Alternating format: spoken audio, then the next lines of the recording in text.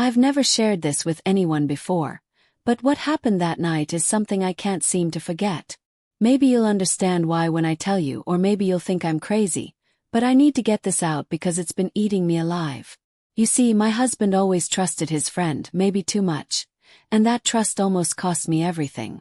It wasn't supposed to happen. At least that's what I kept telling myself. But there we were one night and something was different. The air was charged and it felt like I was on the edge of something big, something that could change everything, something that could destroy everything.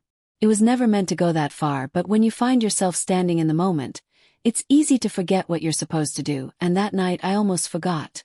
It all started on an ordinary evening, nothing special. My husband, Mark, had invited his friend Dave over for dinner. I've known Dave for years. He's been around ever since Mark and I first got together.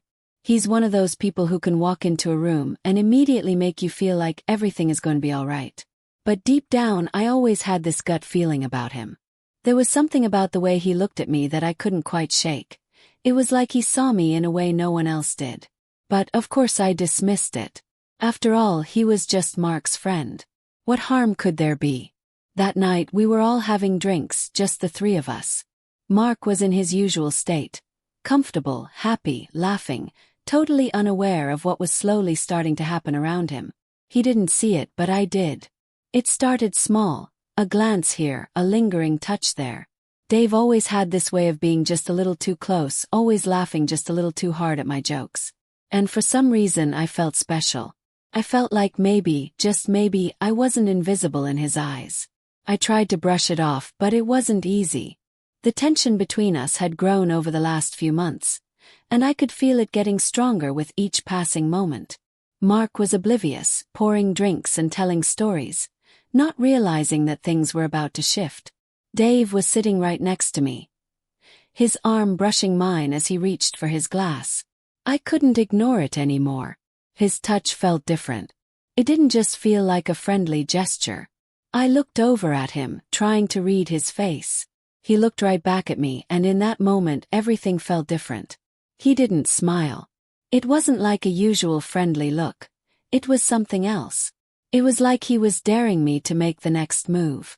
Thought about it. The idea of crossing that line wasn't something that had crossed my mind until then, but now it was all I could think about.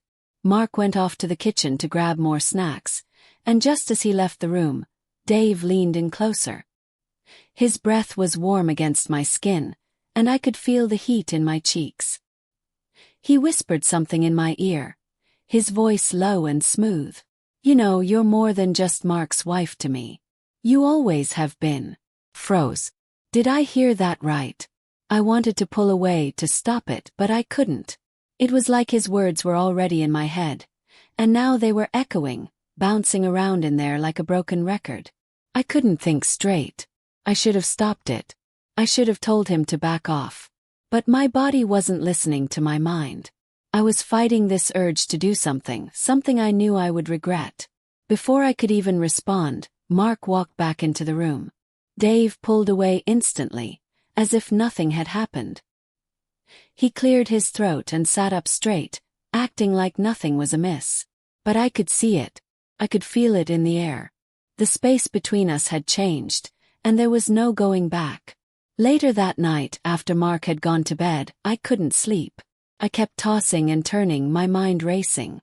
I could hear Dave's voice in my head, feel the heat from his touch, the way he looked at me like I was the only one in the room. I couldn't ignore it anymore. I knew something was going to happen. But would I have the strength to stop it when it came time?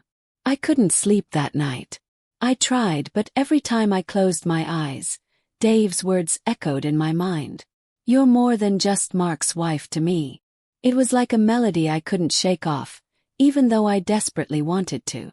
I tossed and turned, my mind running through every possible scenario, questioning myself, questioning what I wanted and what I was even capable of. Mark had no idea. There he lay next to me, his steady breathing a reminder of the life we'd built together. It should have been comforting, but instead it felt suffocating. How could I even think about betraying him? But then again, it wasn't like I had been looking for this. I never asked for Dave's attention, yet it was there, lingering just beneath the surface, waiting for the right moment to surface. The more I thought about it, the more I felt like I was caught in a trap. If I ignored it, if I tried to brush it off like nothing had happened, I'd be lying to myself. It wasn't nothing, the way Dave looked at me wasn't accidental, and maybe that was what scared me the most. I wasn't sure if I could just forget it. The next morning everything was normal. Too normal. Mark made breakfast, and Dave joined us for coffee, acting like everything was fine. But I knew better. I could feel the shift, and I knew Dave could too. We were walking on a tightrope, and the tension between us was palpable. It wasn't just in my head. I could see it in his eyes whenever Mark wasn't around, the way he would glance at me just a little too long, his lips curling into a subtle, knowing smile. I tried to keep my distance to avoid getting too close, but it wasn't easy. The more I tried to ignore him, the more it felt like he was pushing back, testing the limits of what I would allow. I started to notice the little things. His casual touches, the way his voice lowered when he spoke to me, the way he leaned in just a bit too much when we had a conversation. Every interaction seemed charged, like we were both waiting for something to happen. One afternoon when Mark was out running errands, Dave came over. I was cleaning up the living room when he knocked on the door. He didn't need to ask. He just walked in like he owned the place, a familiar gesture that made me feel both comfortable and uncomfortable at the same time. "Hey," Dave said a bit too casually as he plopped down on the couch. "I was thinking maybe we could grab lunch sometime, just you and me." Froze. It was like something shifted in the air. The suggestion hung there, unspoken but loud enough to echo in my mind. Was he trying to get closer, or was this just his way of being friendly? I didn't know what to say. Of course I could have brushed it off, said I was busy, but for some reason I didn't. Instead, I found myself nodding, almost absent-mindedly. Sure, that sounds nice. It wasn't like me. I never encouraged anything like this. I was loyal, I loved Mark. But the way Dave looked at me, it made me question everything. And that small, almost innocent invitation felt like a doorway opening, one I wasn't sure I should walk through but couldn't help being drawn to. As the day passed, the tension grew. Every glance, every brush of his hand as we both reached for something at the same time, felt like an invitation. I tried to focus on something else, tried to drown out the growing desire that was pulling me in. But the more I tried, the stronger it became. I knew I was teetering on the edge, and part of me wanted to step back. I wanted to remind myself that I had everything to lose. But another part of me, the part that was craving something more, whispered to me that I was already too far gone. What would one more step really hurt? The next day, Dave sent me a message.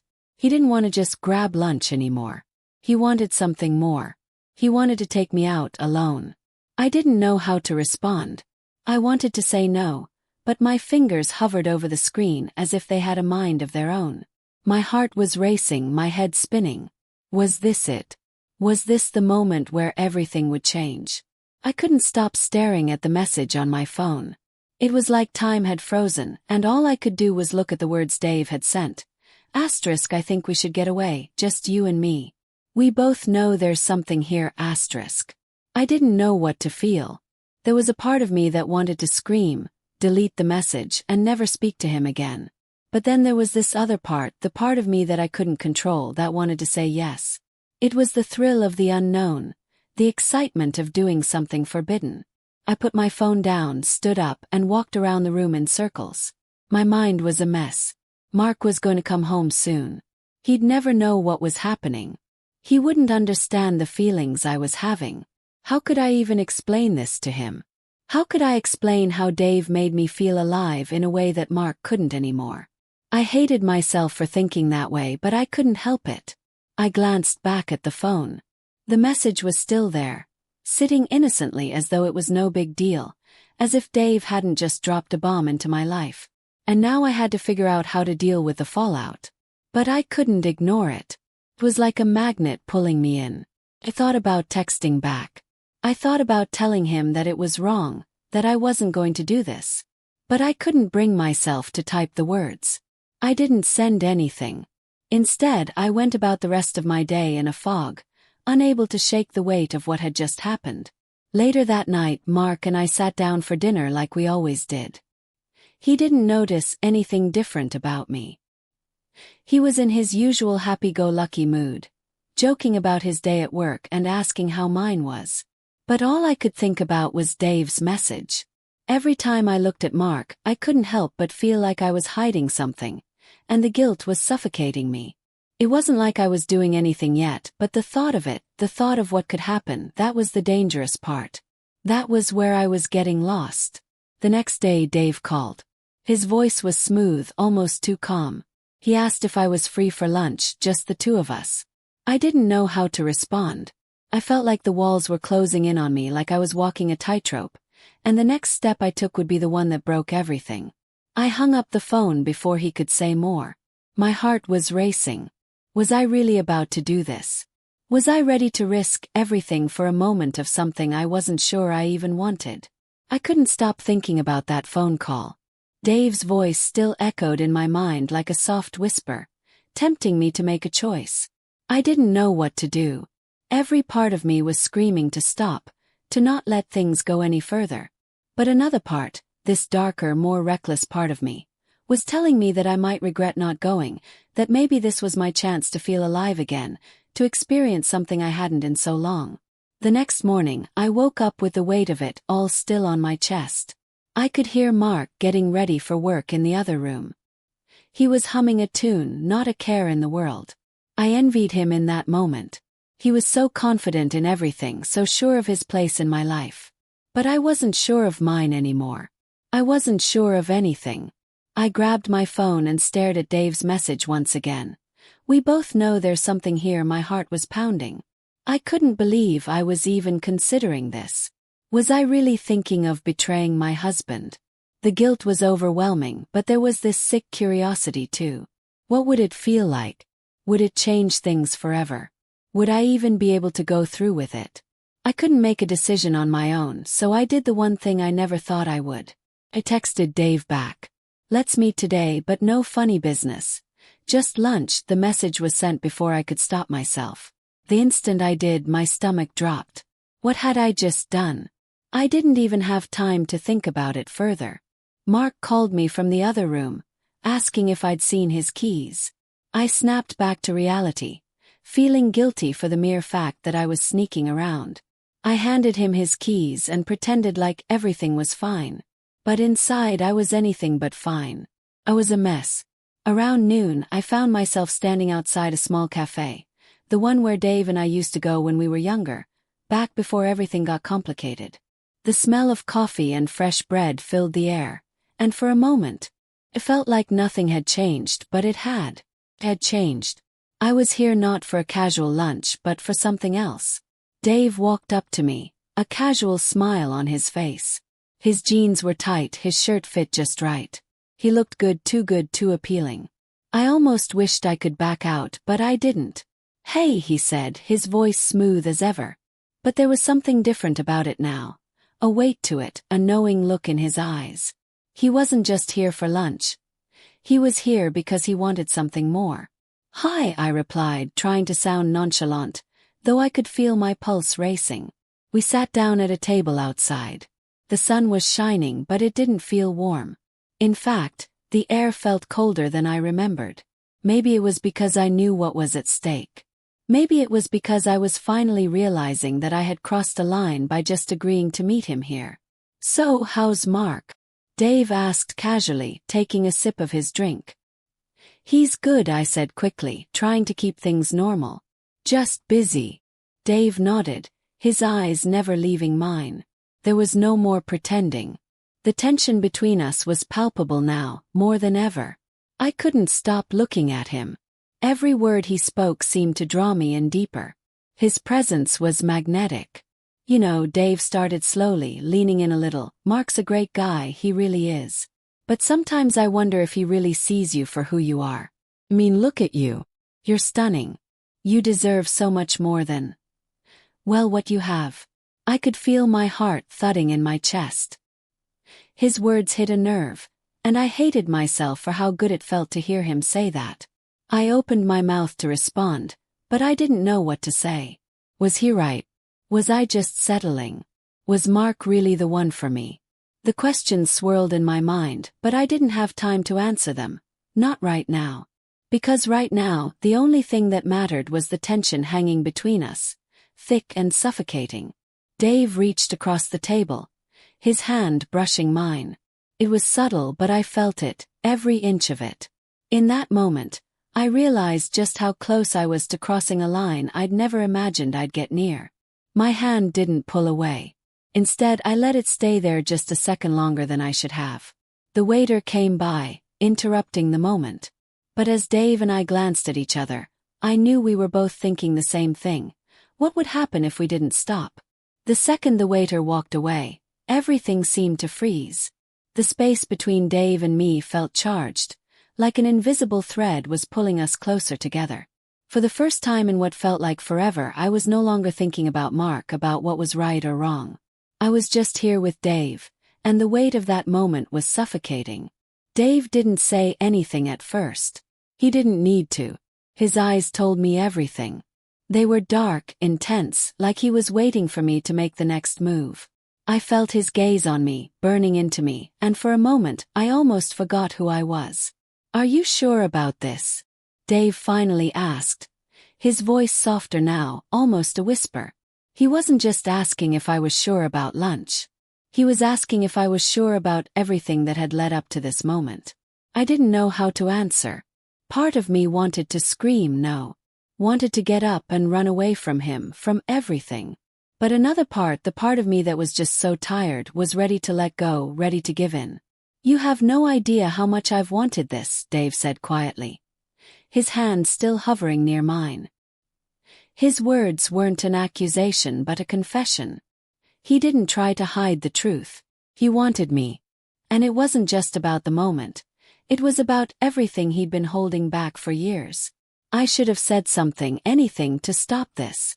I should have reminded myself that I had a family, a husband who trusted me. But I couldn't. I couldn't get the words out. All I could think about was the way Dave's eyes made me feel. Alive, desired, wanted. "I don't know if I can do this," I said, my voice barely above a whisper. The words felt like they were choking me, but they were the truth. I didn't know if I could go through with it, but I also didn't know if I could stop myself. "You don't have to do anything," Dave replied, his voice low, almost soothing. "I just want you to be honest with yourself. Do you feel it too?" I wanted to say no. I wanted to say that I didn't feel anything, that I wasn't interested in him like that. But I couldn't lie. I felt it, every second of it. The tension, the desire, it was all there. For a moment I thought about Mark. I thought about how I'd never want to hurt him, how much I loved him. But the more I thought about it, the more I realized that I hadn't felt like this in years. Maybe I was fooling myself, or maybe I was just tired of pretending that everything was perfect. I looked down at my hands, unable to look at Dave for a second. This wasn't just about him. It was about me. I was the one who allowed things to go this far. I was the one who responded to his touch. I was the one who felt this pull toward him. And now there was no turning back. Before I could respond, I heard a familiar voice behind me. "There you are." It was Mark. My heart stopped. I turned around, and there he was, standing in the doorway of the cafe. His face lighting up when he saw me. I felt like I had been caught red-handed. The sudden appearance of Mark was like a splash of cold water to my face. My heart raced, and I could feel the blood draining from my face. Dave quickly pulled his hand away, sitting back in his chair like nothing had happened. Mark waved to us, and I tried to smile, but it felt like everything in my world had just shattered. "Hey babe," Mark said, walking over to the table. He looked from me to Dave, his eyes lingering on Dave for a moment longer than normal. "How's everything going?" Dave flashed him a grin, like he hadn't just been moments away from crossing a line with me. "Good man. Just catching up with your wife." I wanted to say something. I wanted to explain, but I couldn't. What was there to say? How could I explain the tension that had almost led to something I couldn't undo? Mark sat down at the table with a casual grin, unaware of the storm that had just passed between me and Dave. The suddenness of his arrival was like a slap to my face, reminding me that I couldn't escape the reality of what was happening. I didn't know how to act, how to look at Dave without revealing everything I was feeling. But I had no choice. I had to play this off. I had to pretend everything was fine. "Hey babe," I said, forcing a smile, trying to act normal. My voice felt like a stranger's as it left my lips. "I didn't expect you back so soon." Mark looked at me, his eyes warm and familiar. "You know me. I'm always running around. Thought I'd surprise you for lunch." He glanced at Dave, who was acting too casual, like he hadn't just been holding my hand minutes before. "Looks like you guys are having a good chat. Everything all right?" I nodded quickly, not trusting myself to speak. "Yeah, just catching up, old friends." I said it like it was no big deal, but the words tasted bitter in my mouth. Dave, sensing the shift, gave a nod. "Yeah, just reminiscing about the old days. Good to see you, man." He stood up, probably a little too quickly, like he couldn't wait to escape the situation. Mark gave him a nod and smiled. "I'll catch you later, Dave. Take care." As Dave walked away, my mind was spinning. How had I gotten here? How had I let things go so far? I was standing at the edge of a cliff, looking down at everything I had worked for. Mark had no idea, but I did. I knew exactly what I was risking, and I hated myself for it. Once Dave was out of sight, I turned to Mark, my chest tightening with guilt. "Mark," I started, but the words didn't come out. What was I supposed to say? How could I explain that I almost betrayed him? How could I tell him that I had been on the verge of doing something I could never take back? Mark was busy picking up the menu, as if everything was perfectly fine. "So, what do you want to order?" "I'm starving," he said. It was like he hadn't even noticed the tension. Or maybe he had, but he chose to ignore it, and that hurt more than anything. I took a deep breath. "I'm not hungry." He looked at me, concerned. "Hey, you okay? You've been acting off since I walked in. Is something wrong?" It was then that I realized just how much I had been fooling myself. Mark knew me better than anyone. He knew when something wasn't right. He could see through my lies, even the ones I wasn't saying out loud. But I couldn't tell him the truth. I couldn't admit what I had almost done. Not now. Not like this. I smiled weakly, pushing everything back down where it belonged. "I'm fine. Just tired. Maybe we can head home after this." Mark seemed to buy it. "All right, we can go home after lunch. But if there's something on your mind, you can talk to me, right?" I nodded, but inside I was screaming. I had no idea how much longer I could keep this up. The rest of the afternoon passed in a blur. Mark and I went home, and I kept up the act, pretending like everything was okay. But my mind kept racing. What was I going to do? The connection I had with Dave hadn't just disappeared. It was still there, lingering just beneath the surface, waiting for the right moment to explode. That night, as we lay in bed, Mark pulled me close as he always did. But I didn't feel the warmth I usually did. It felt like I was lying next to a stranger. How could I look at him the same way after what had almost happened? How could I pretend that I didn't almost cross a line?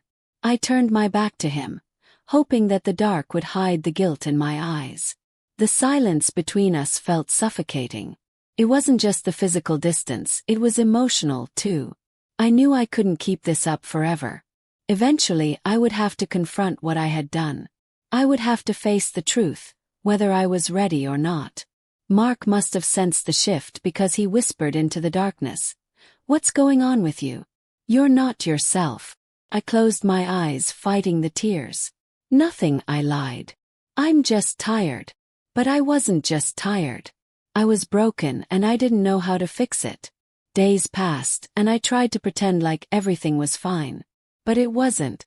I started avoiding Dave, not answering his messages, not returning his calls. But the more I tried to distance myself, the more I realized that I was trapped.